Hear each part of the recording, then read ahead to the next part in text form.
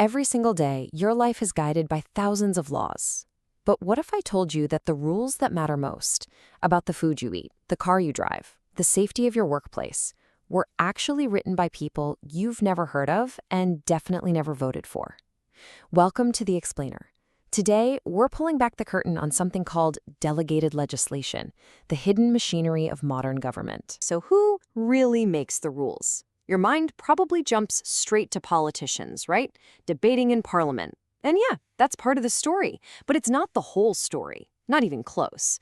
I mean, think about the really nitty-gritty details, the precise chemical levels allowed in your drinking water, or the exact safety standards for a new medical device.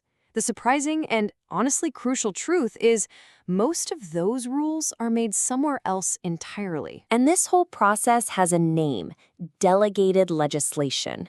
The best way to get your head around it is to think of building a house. Parliament passes a Parent Act. That's the main blueprint.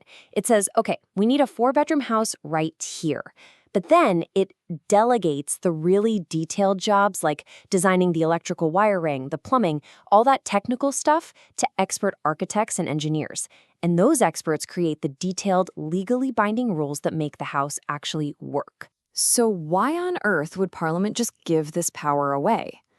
Well, it might seem a bit strange at first, but in our modern world, it's not really a choice. It's an absolute necessity. Just think about the sheer volume and the crazy complexity of modern life. Parliament simply does not have the time or, frankly, the technical know-how to debate the fine print of every single issue. Can you imagine everything grinding to a halt for weeks just to discuss fishing quotas or new banking regulations? And what's more, the world changes fast.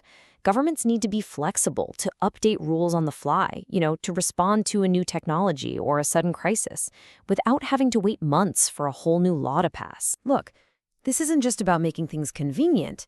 It's the very engine of government. As legal scholars have pointed out, public business could not be carried on if that were not the case. It's that simple. Without this delegation, the entire system would just seize up.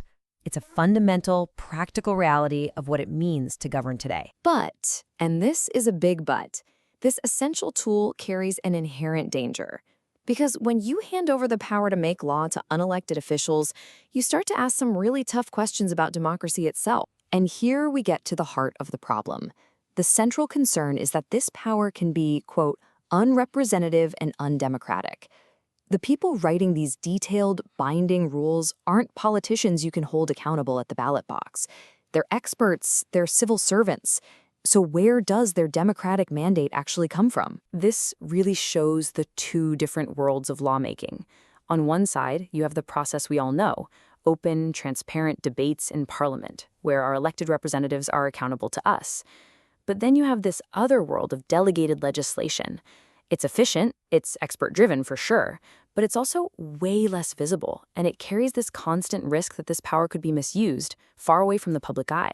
Okay, so with so much power at stake, how do we stop it from getting out of control? Well, the legal system has built some really powerful safeguards to keep this delegated authority on a tight leash. You can think of it like a 2-layer defense system. First up is parliamentary control. The original law that Parliament passes sets the strict boundaries and the rules of the game. But the second layer, and you could argue it's even more powerful, is judicial control. This is where the courts step in as independent referees, ready to blow the whistle if anyone steps out of line. And the court's ultimate weapon has a fancy Latin name: ultra vires. It simply means beyond the powers. Think of it like this: a parent gives their teenager a credit card, but says it's only for groceries. If the teenager goes out and buys a new video game instead, that transaction is beyond the powers they were given. It's the same in law. If a government agency does something Parliament didn't authorize it to do, that action is legally void. Poof, it's like it never happened. And believe me, this isn't just some dusty old legal term. The ultra vires doctrine is the absolute central principle of administrative law. It is the core concept that gives judges the power to hold the government to account, making sure that every single part of the state acts within the limits set by law. So how does all this theory work in the real world? To see these safeguards in action, let's take a look at the legal framework in Nepal. It provides a fantastic, crystal clear example of how a country can build these controls right into its fundamental laws. The control starts at the very top, with the Constitution itself. A foundational guarantee, like the right to equality before the law, creates a hard boundary that cannot be crossed. Any delegated rule created by an official that violates his principle, say by discriminating against a certain group, can be struck down by the courts for being flat out unconstitutional. And this isn't just an implied idea, it's explicitly written into the law. Nepal's Legislation Act is a textbook example of codifying that ultra-virus doctrine. It gives the courts a clear checklist. Was this rule authorized by the original act? Does it go beyond the act's purpose? Does it clash with the Constitution? If the answer is yes to any of those, it's invalid. It's basically putting legal handcuffs on delegated power. Now, that example from Nepal really brings home a universal challenge, one that every single modern democracy is constantly grappling with. It's a perpetual, high-stakes balancing act. And this right here is the core tension. On one hand, we demand a government that's efficient, that's fast, and that can handle incredible complexity. That means we need delegation. But on the other hand, we demand democratic accountability and the rule of law.